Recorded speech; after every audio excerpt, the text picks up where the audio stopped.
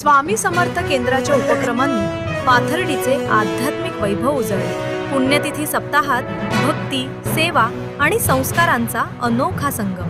पाथर्डी संतभूमी म्हणून ओळखल्या जाणाऱ्या पाथर्डी शहरात स्वामी समर्थ केंद्राच्या वतीने आयोजित पुण्यतिथी सप्ताह मोठ्या भक्तिभावात व उत्साहात पार पडला।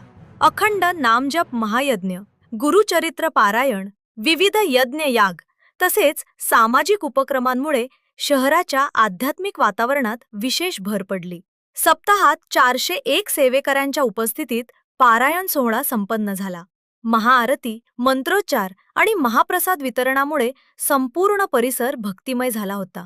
महिलांसाठी डॉक्टर सुवर्णा भापकर यांच्या मार्गदर्शनाखाली आरोग्य तपासणी शिबिराचे आयोजन करण्यात आले, ज्याला उत्स्फूर्त प्रतिसाद लाभला।